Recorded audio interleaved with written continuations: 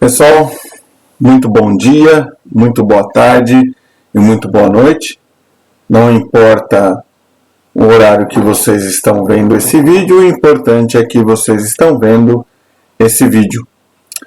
Hoje eu queria falar um pouquinho de um tema que tem a ver com a nossa aula, mas um tema um pouco extra de uma palestra que eu participei, de uma palestra que eu tenho algumas anotações aqui e que eu achei muito bacana. Eu acredito que tem a ver com o que nós estamos vivendo e inclusive com a nossa matéria que nós estamos vendo na faculdade. Eu queria conversar um pouquinho sobre o cenário digital, que é um cenário que nós estamos vivendo hoje, cada vez mais a digitalização, a internet das coisas. Hoje você não precisa mais pegar a fila de um banco, hoje você tem trabalho em home office, você não precisa mais ir até a empresa para você trabalhar, você tem um chefe, um gestor, que ele pode estar em outro país, outro estado. Isso já se tornou realidade. Isso é uma realidade. E a pandemia ela veio acelerar um pouco isso. Até mesmo o modelo de como nós nos relacionamos hoje com as pessoas, você tira aí pelo Facebook, Instagram, as relações pessoais, as relações profissionais, as relações educacionais que nós vivemos, nós como alunos estamos vivendo, onde nós não nos conhecemos pessoalmente, mas nós temos um esforço mútuo de nos ajudar, de incentivar e de ter relações engraçadas até, se você parar para pensar.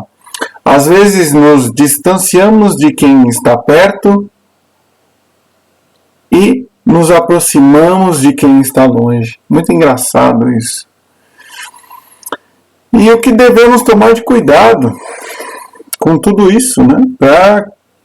Para que não coloquemos apenas o cenário digital em nossa vida. Isso, o cenário digital ele tem que complementar, não ser único e exclusivo digital. E estamos em plena pandemia. Nós estamos passando por um processo de pandemia, ainda não sabemos o que virá pela frente, mas temos que pensar no pós-pandemia. Depois que passar a pandemia, qual que vai ser a minha estratégia? Eu mesmo para as aulas, como que vai ser a minha estratégia para que eu possa fazer as minhas aulas, para que eu possa estudar, para que eu possa trabalhar?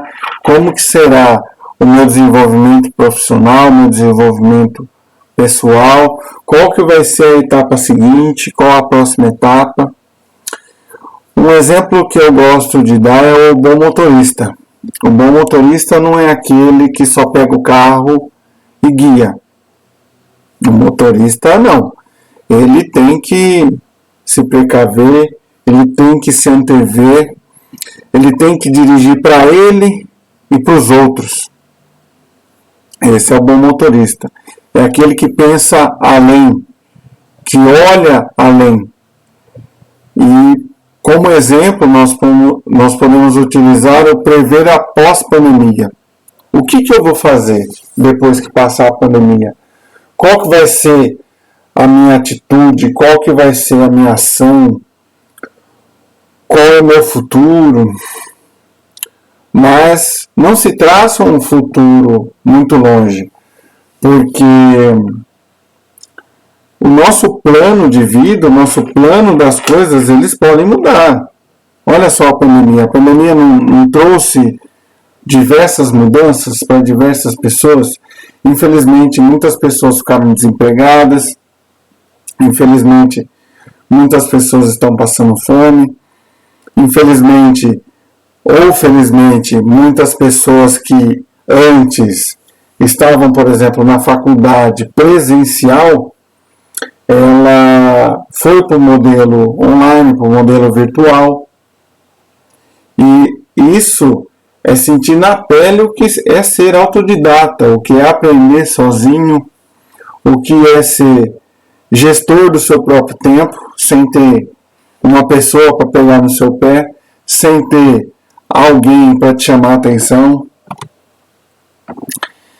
Em 15 de março de 2020, nós víamos o Brasil, sendo que alguns países do mundo eles já estavam passando por isso. Em 15 de março, a pandemia chegou no Brasil.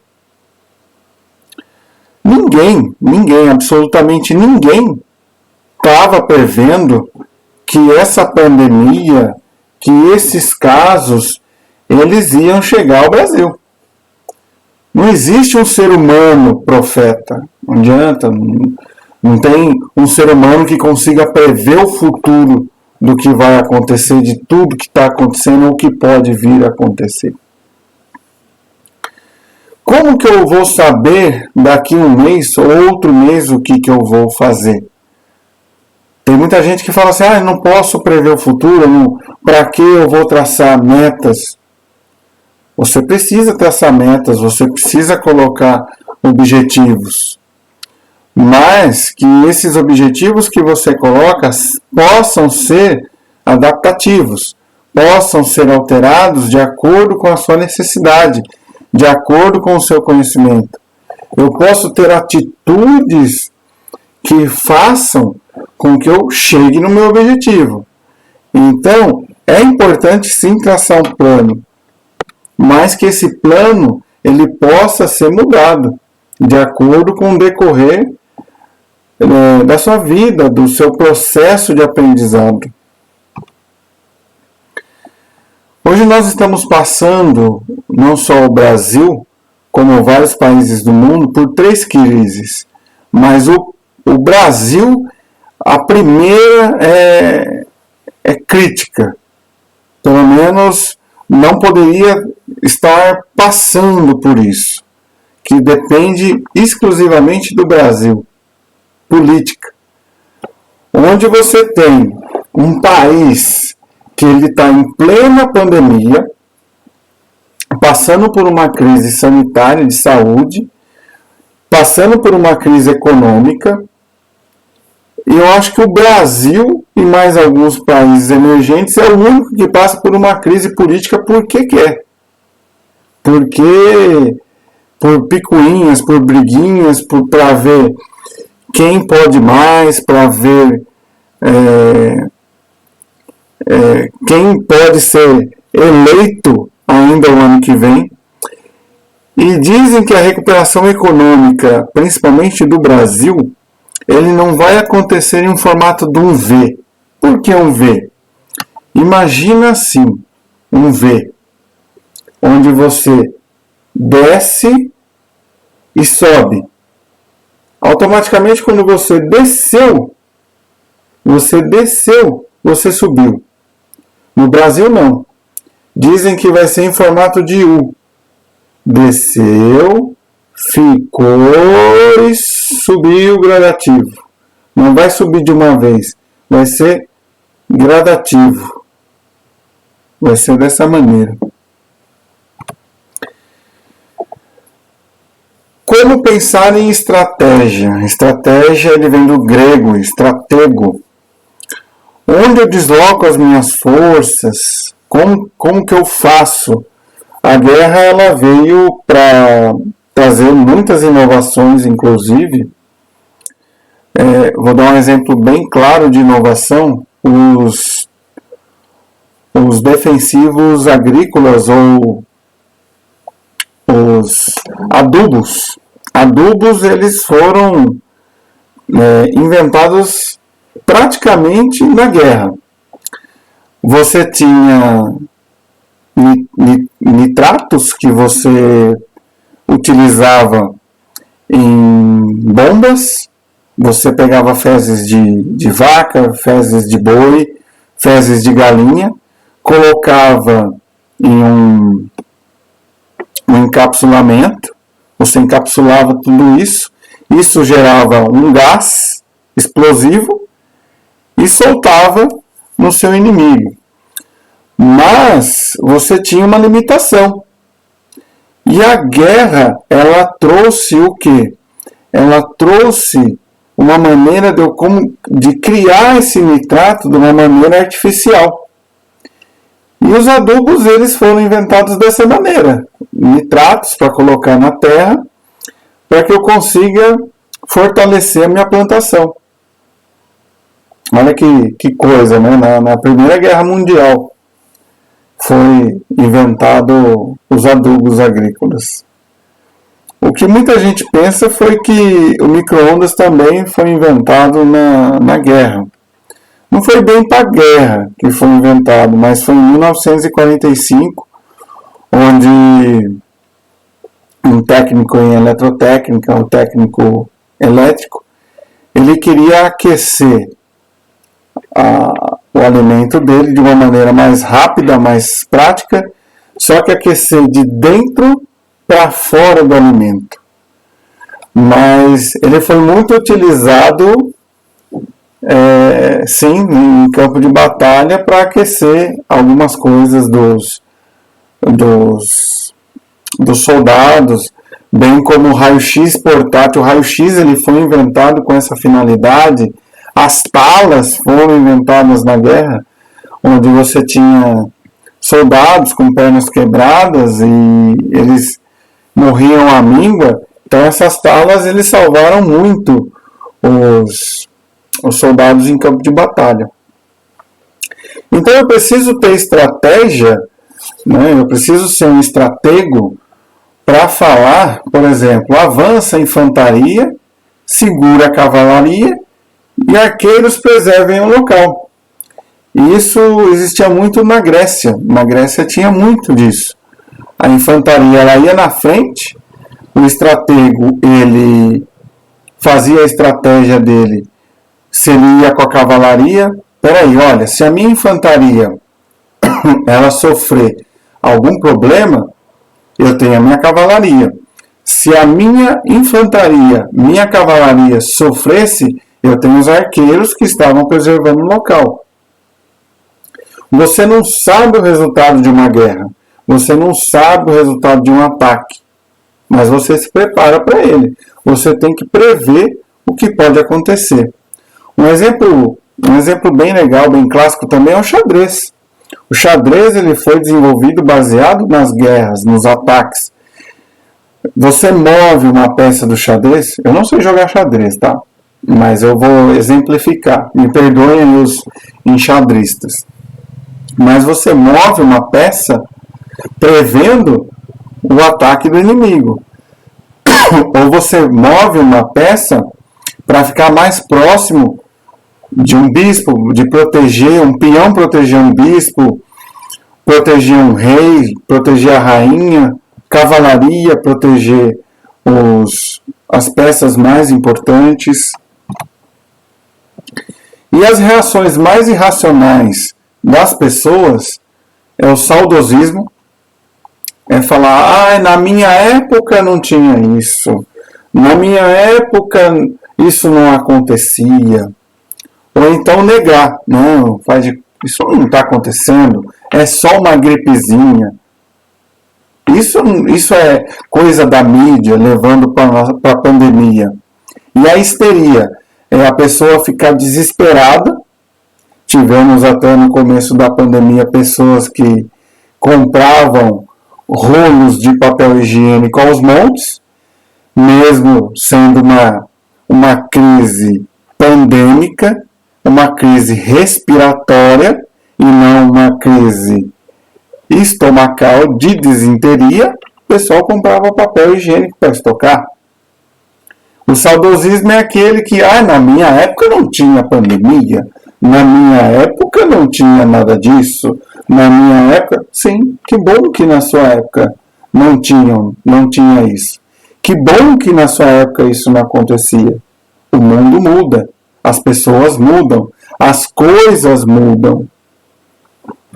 Então essas são as reações irracionais das pessoas. A crise, ela acelera a história. Ela acelerou a história. Ela acelerou muita coisa em vários países.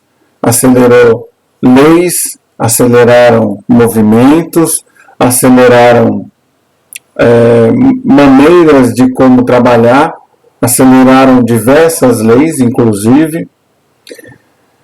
Inova, querendo ou não, ela inova certos conceitos.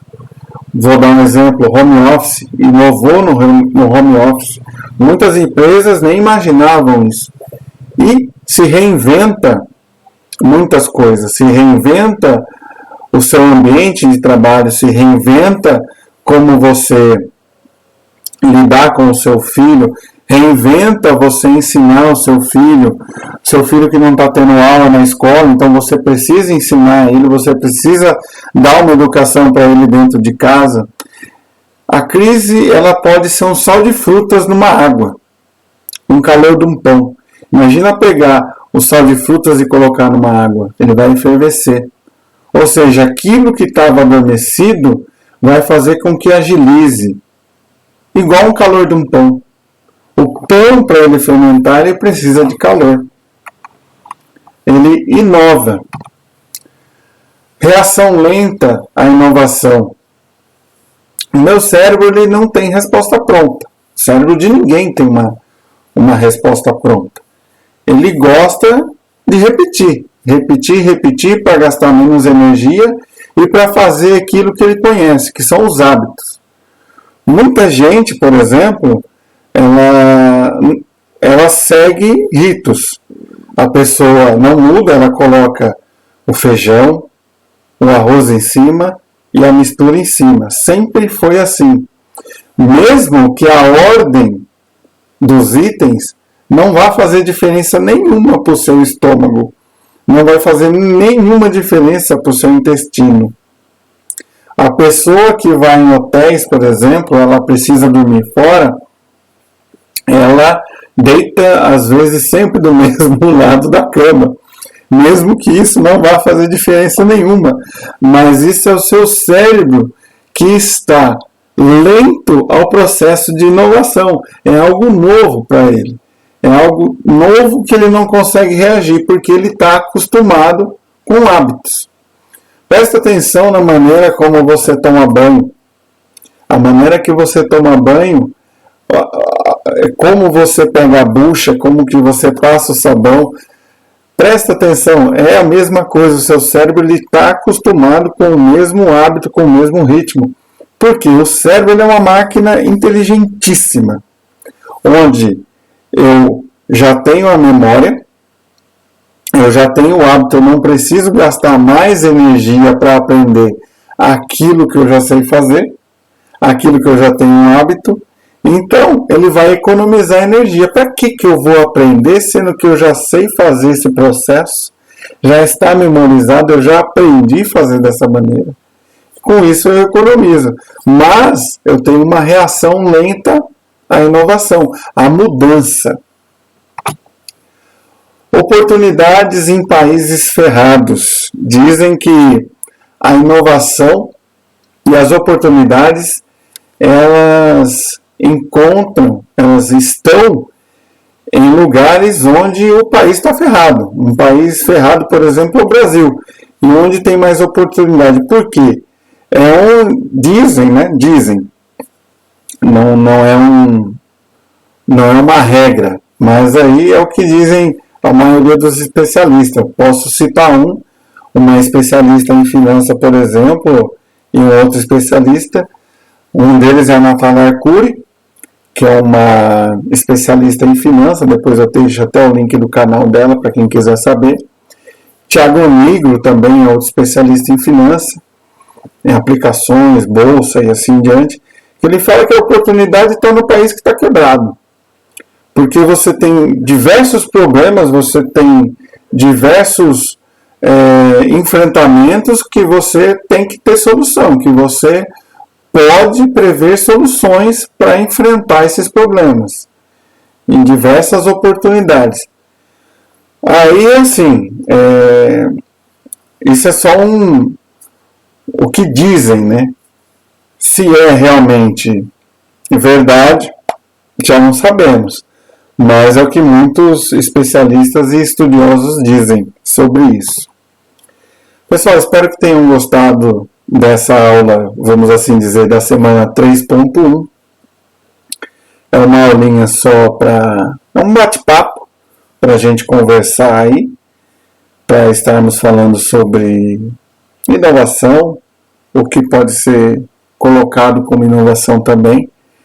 E, inclusive, de algumas palestras que eu vi, achei super importante estar conversando e compartilhando com vocês. Espero que tenham gostado. Um abraço a todos, tudo de bom e nos vemos na próxima.